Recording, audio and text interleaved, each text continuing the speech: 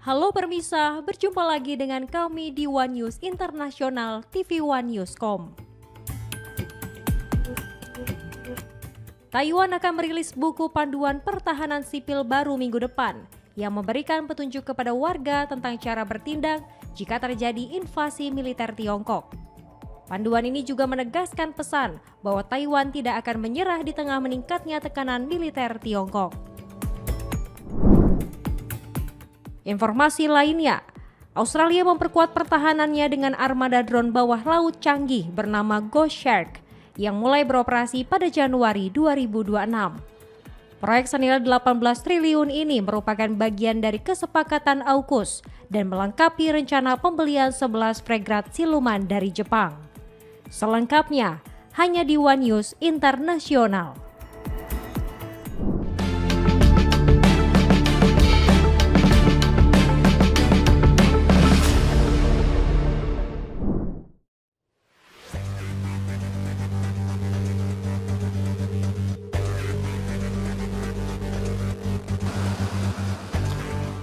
Presiden Prancis Emmanuel Macron mengumumkan keputusan untuk mengirim 3 jet tempur Rafale guna membantu melindungi wilayah udara Polandia.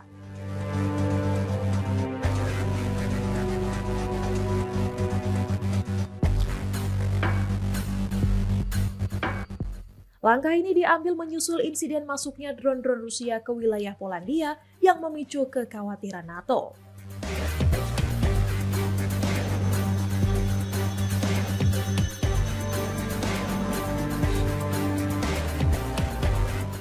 Macron menegaskan bahwa pengerahan pesawat jet tempur itu merupakan bentuk solidaritas dengan sekutu NATO untuk memperkuat pertahanan di sisi timur Eropa.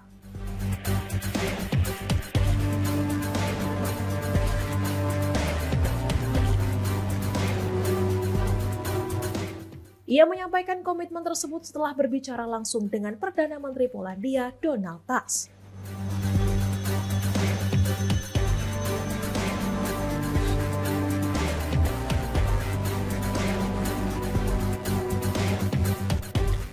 Macron juga sudah berkoordinasi dengan Sekretaris Jenderal NATO dan Perdana Menteri Inggris terkait langkah bersama menghadapi ancaman Rusia.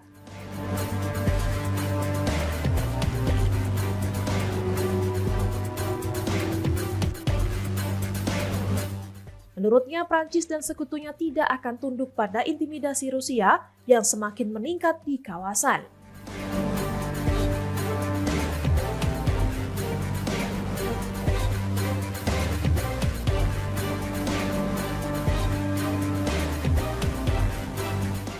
Sebelumnya, Polandia melaporkan wilayah udaranya telah dilanggar 19 kali oleh drone Rusia, di mana 3 diantaranya berhasil ditembak jatuh.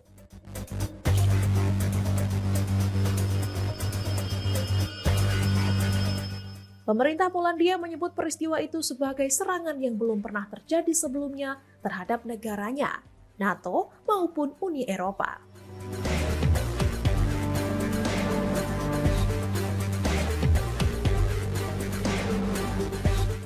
Sementara itu, Rusia membantah tuduhan bahwa mereka secara sengaja menargetkan Polandia.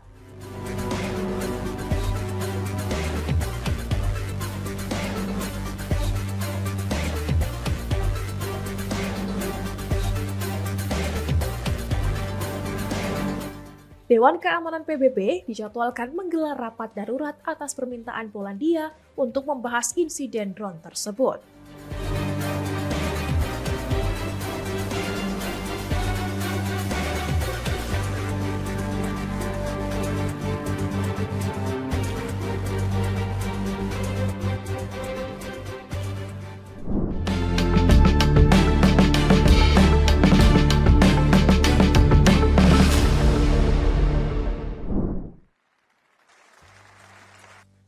But we have all seen what Russia means by diplomacy.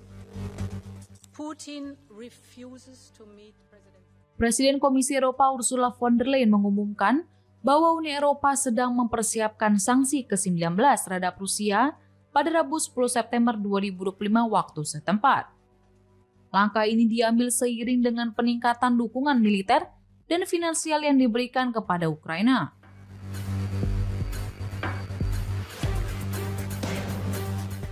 Dilansir dari Xinhua News, dalam pidato kenegaraan tahunannya di Parlemen Eropa, von der Leyen menjelaskan bahwa sanksi baru ini akan mencakup percepatan penghapusan ketergantungan pada bahan bakar fosil Rusia.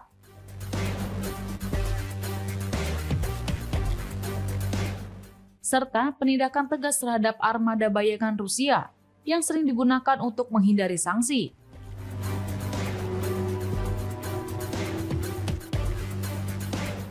Von der Leyen juga menyebutkan bahwa hingga kini Uni Eropa telah menyalurkan bantuan militer dan finansial senilai hampir 170 miliar euro untuk Ukraina. Selain itu, ia mengumumkan untuk pembentukan aliansi drone bersama Ukraina untuk membantu mempertahankan keunggulan di medan perang. Serta sistem pengawasan sisi timur yang akan melibatkan investasi dalam pengawasan ruang angkasa dan pembangunan tembok drone di perbatasan timur Eropa. Di sisi lain, von der Leyen membela perjanjian dagang terbaru dengan Amerika Serikat.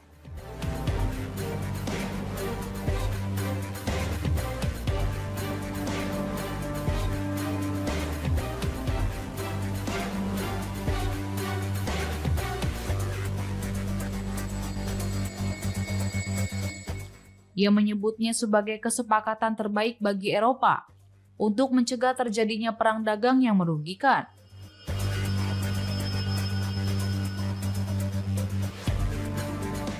Terakhir, von der Leyen juga mengumumkan rencana pembentukan Scaled Euro Fund yang bernilai miliaran euro. Dana ini akan menggabungkan investasi Uni Eropa dan swasta untuk mendukung perusahaan-perusahaan yang berkembang pesat di sektor-sektor kunci. Sebelumnya, Kremlin menyatakan bahwa tidak ada sanksi yang dapat memaksa Rusia mengubah arah kebijakannya dalam perang di Ukraina. Presiden Rusia Vladimir Putin menegaskan ekonomi Rusia yang tumbuh lebih cepat daripada negara-negara G7. Dan berhasil bertahan meski banyak prediksi Barat meramalkan kehancuran Rusia tetap kuat.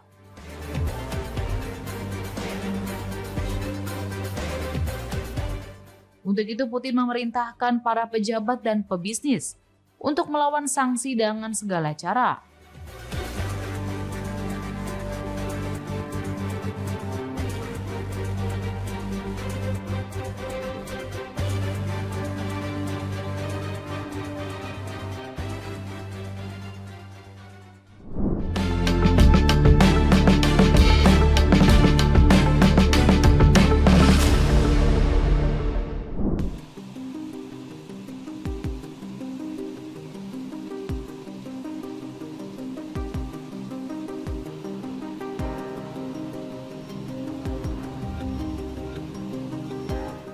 Taiwan akan memberitahu rakyatnya bagaimana bertindak jika tentara musuh menginvasi pulau itu dan mengirimkan pesan bahwa mereka tidak akan menyerah dalam buku panduan baru tentang pertahanan sipil yang memberikan panduan keamanan bagi warga negara di tengah meningkatnya ancaman militer Tiongkok.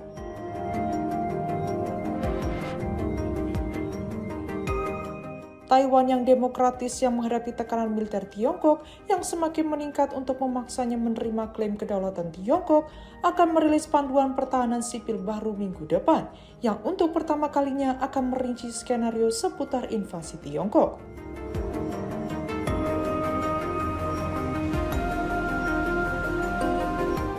Menurut salinan buku panduan yang ditinjau oleh Reuters sebelum diterbitkan, dicetak dengan warna oranye terang dan merah dengan karakter kartun yang mewakili penduduk Taiwan di sampulnya, buku panduan ini mengingatkan warga Taiwan akan kebebasan dan demokrasi yang telah mereka peroleh dengan susah payah dan mendesak warga untuk bersiap saling melindungi dan menjaga rumah tercinta kita.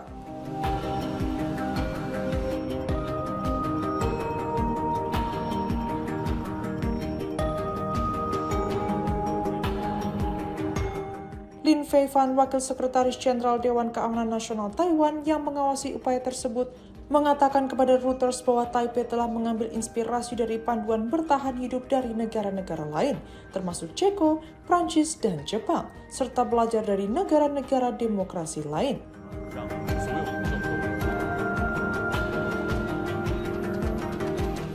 Tentang cara efektif melibatkan orang-orang dari semua lapisan masyarakat untuk meningkatkan ketahanan.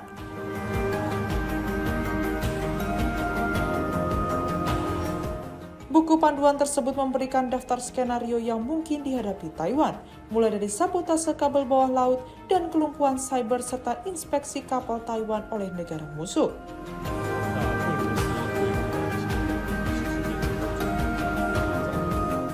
Hingga deklarasi sepihak zona larangan berlayar atau terbang dengan kedok latihan militer dan invasi militer besar-besaran.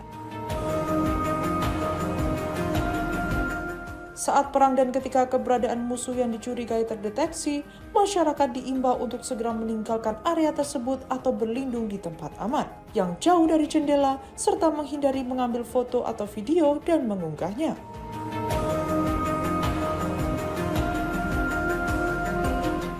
Buku panduan tersebut yang menurut para pejabat dirancang untuk dibaca oleh semua usia dengan banyak ilustrasi kartun juga menawarkan kiat-kiat tentang cara membahas krisis dan invasi militer dengan anak-anak serta meredakan kecemasan mereka.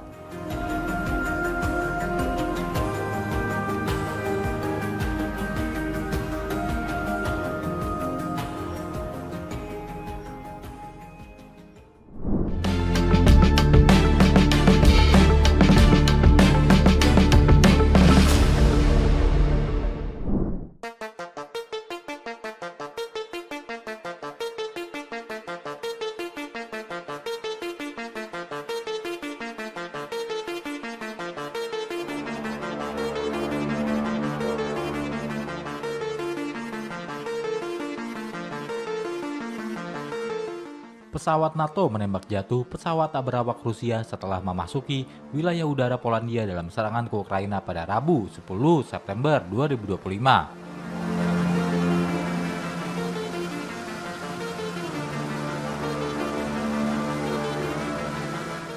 Penembakan ini menjadi keterlibatan militer langsung pertama aliansi tersebut dengan Rusia.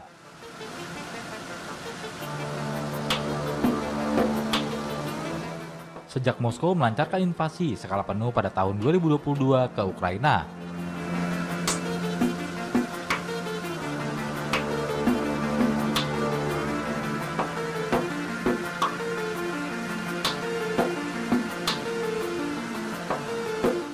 Rusia membantah telah menargetkan Polandia dan menuduh Warsawa menyebarkan mitos untuk meningkatkan eskalasi perang di Ukraina.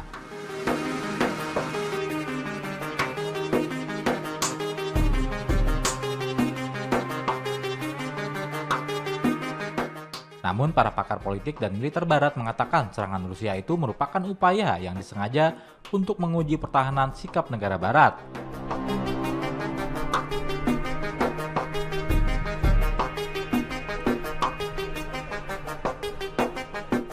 Hal itu dikatakan oleh pakar Tinatin Japaridze, analis dari Eurasia Group, Kamis 11 September 2025.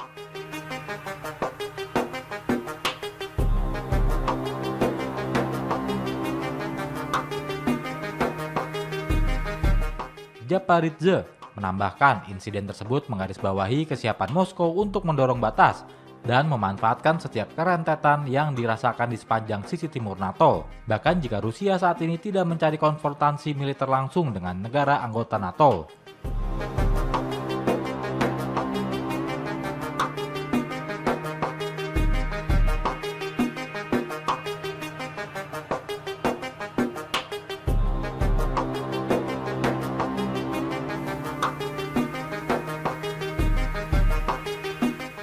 Sebagai catatan, pesawat tak berawak dan rudal Rusia telah melintasi wilayah udara anggota NATO termasuk Polandia.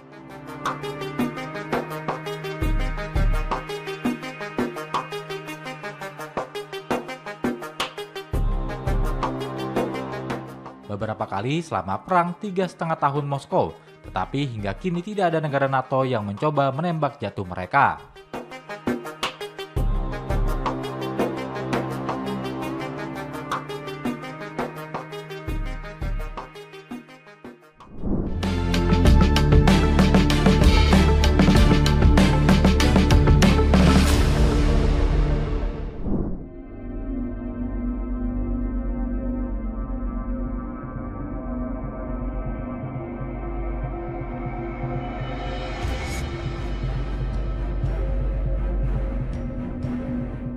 Prancis diguncang aksi protes besar-besaran pada Rabu 10 September 2025 waktu setempat.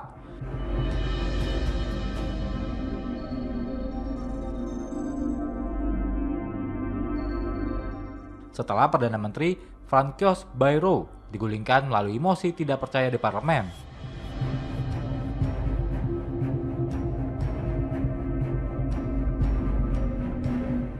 Bayrou digulingkan setelah gelombang ketidakpuasan publik atas kebijakan pemangkasan anggaran dan krisis politik yang berkepanjangan.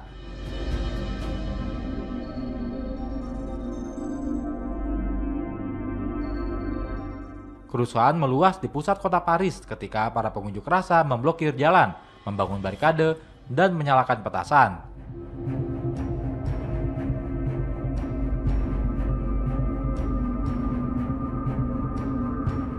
Polisi merespons dengan menembakkan gas air mata untuk membubarkan massa.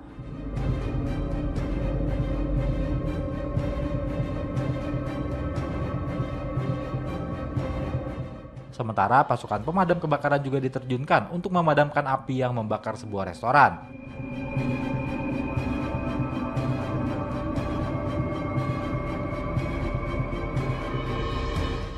Presiden Prancis Emmanuel Macron memilih Sébastien Lecornu sebagai Perdana Menteri kelimanya dalam 2 tahun terakhir.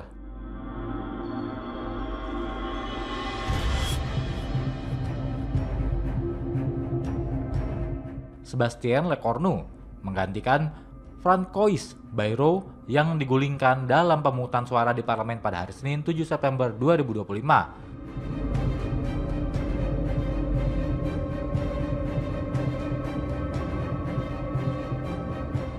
Francois Bayrou pada hari itu mengajukan rencana pemotongan anggaran hingga 44 miliar euro atau sekitar 774,4 triliun rupiah.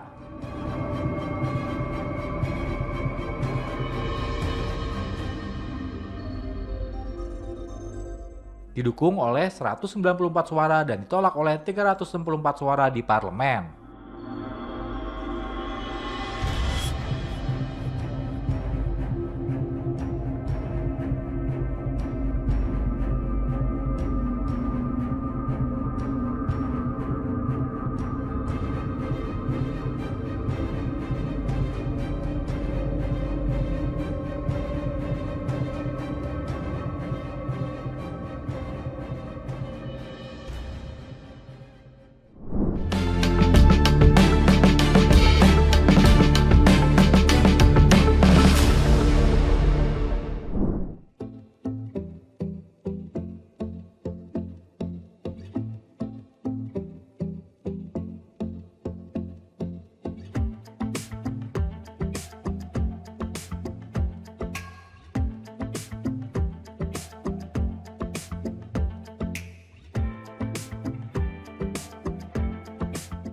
Sebuah pesawat charter yang membawa ratusan pekerja Korea Selatan lepas landas dari Bandara Atlanta menuju Seoul pada Kamis 11 September.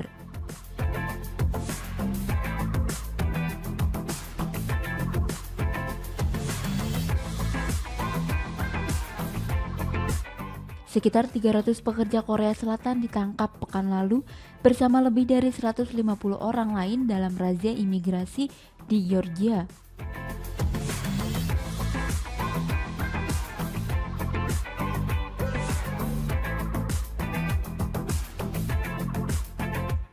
Razia dilakukan di lokasi proyek pembangunan pabrik baterai mobil listrik senilai 4,3 miliar dolar milik Hyundai Motor dan LG Energy Solution.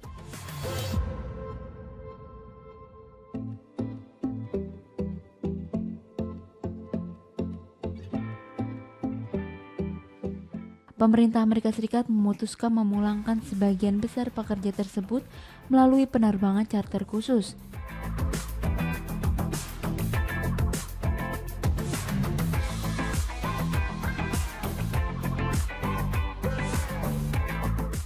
Presiden Amerika Serikat Donald Trump menawarkan agar para pekerja bisa tetap tinggal di Amerika Serikat dengan tujuan membantu melatih tenaga kerja lokal.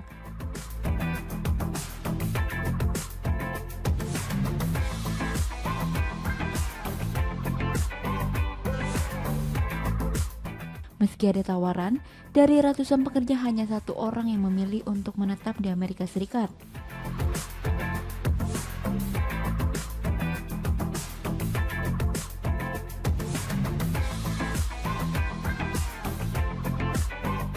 Pejabat Korea Selatan mengonfirmasi pemulangan tersebut dan menegaskan mayoritas pekerja tetap memilih kembali ke negaranya.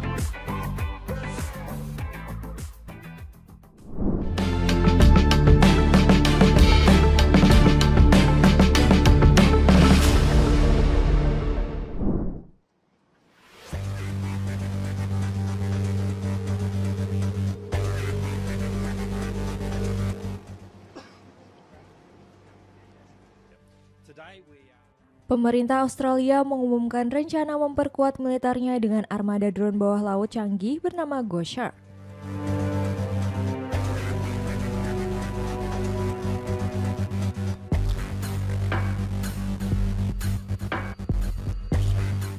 Menteri Pertahanan Richard Marles Rabu 10 September mengatakan puluhan drone berteknologi tinggi itu akan diproduksi di dalam negeri dan mulai beroperasi pada Januari 2026.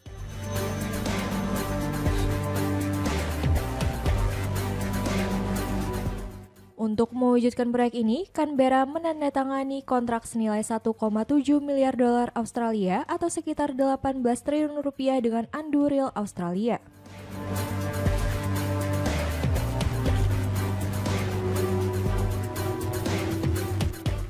Drone bawah laut ini dapat diluncurkan dari darat maupun kapal perang dan akan melengkapi program modernisasi kapal selam serta kapal permukaan Australia.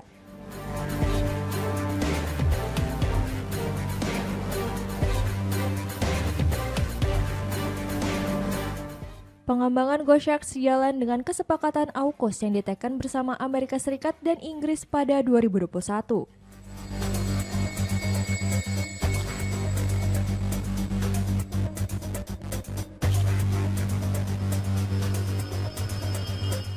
Perjanjian itu memungkinkan Australia memiliki kapal selam bertenaga nuklir dalam beberapa dekade mendatang.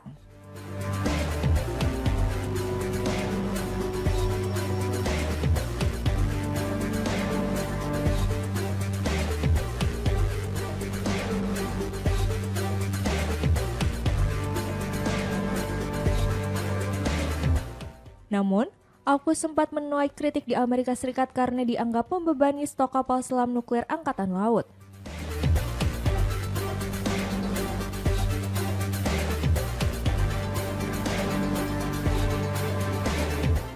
Presiden Amerika Serikat Donald Trump bahkan meninjau ulang perjanjian tersebut agar sesuai dengan agenda American First.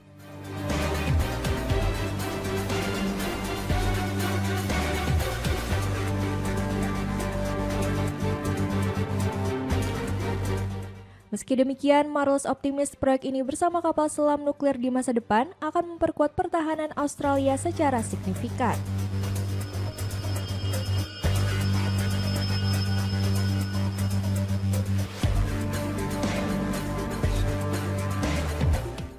Selain Ghost Shark, Australia juga memperbarui armada lautnya dengan membeli 11 frigat kelas Mogami buatan Mitsubishi Heavy Industries, Jepang.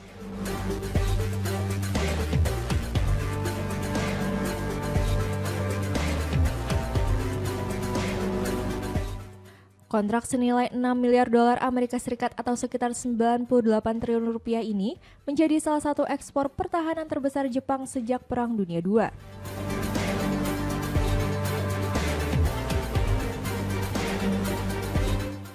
Kapal perang siluman tersebut dijadwalkan mulai memperkuat Angkatan Laut Australia pada 2030 menggantikan frigat tua kelas Anzac.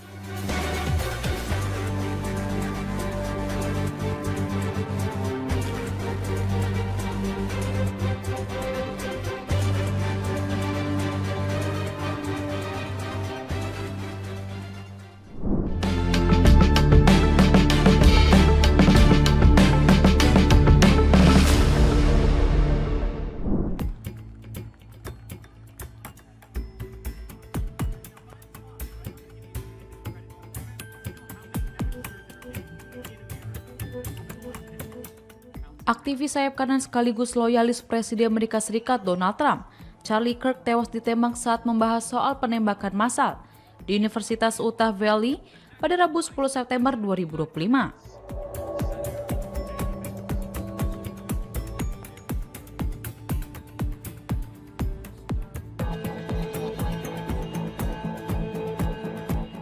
Video penembakan yang beredar di media sosial menunjukkan Kirk berbicara kepada kerumunan besar di luar lapangan.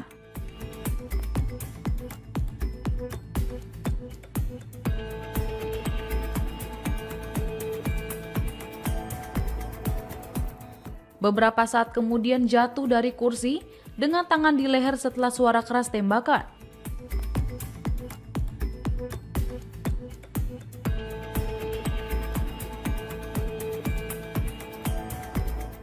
Kematian Charlie Kirk ini membuka kembali video-video serta wawancara yang kontroversial, terutama yang bukan dari pendukung Trump.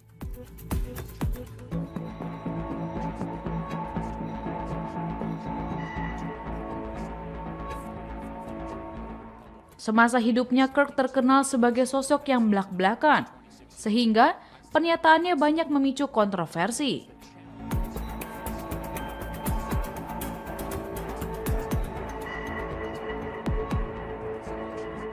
Ia juga terkenal dalam memprovokasi orang-orang yang berbeda pendapat dengannya.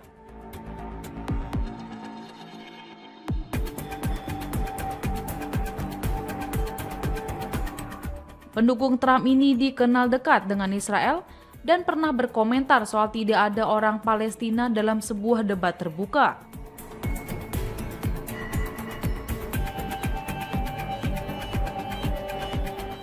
Kirk juga menyebut Palestina merupakan tempat yang tidak pernah ada di bumi.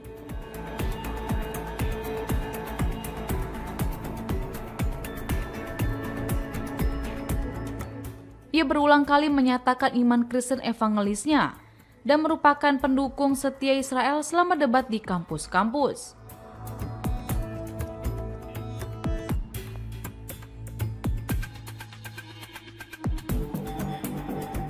Dalam sebuah unggahan di X, Perdana Menteri Israel Benjamin Netanyahu menyesalkan bahwa aktivis tersebut tidak dapat mengunjungi Israel sesuai rencana.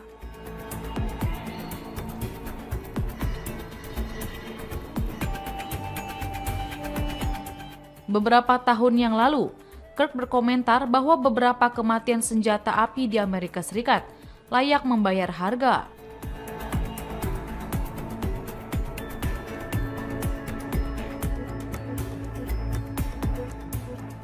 Untuk memastikan kesinambungan amandemen terhadap kedua konstitusi Amerika Serikat yang menjamin hak publik untuk memiliki dan membawa senjata.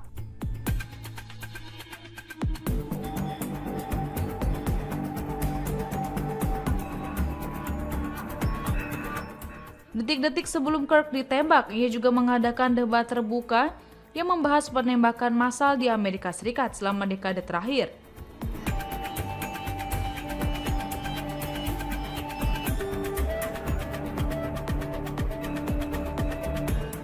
Charlie Kirk juga kerap dituduh Islamofobik dan pernah menulis komentar kontroversial soal kemenangan politisi Muslim di New York yang dianggap melecehkan komunitas Islam.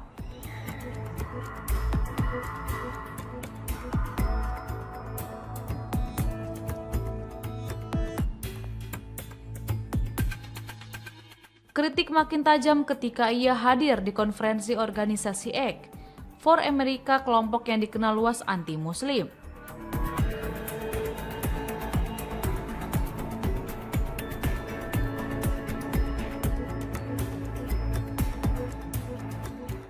Dengan kematian Charlie Kirk membuat sebagian orang merasa senang. Ada yang menyebut ucapannya dibalas oleh Tuhan. Namun, sebagian merasa berduka dengan kepergian Kirk dengan cara yang mengenaskan.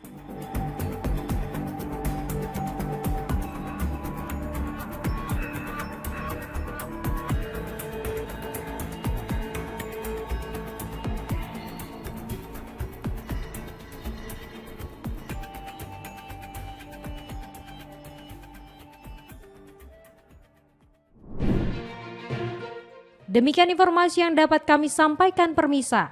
Terima kasih telah bergabung bersama kami. Sampai jumpa di One News Internasional berikutnya setiap pukul 8 malam hanya di kanal YouTube TV One Newscom.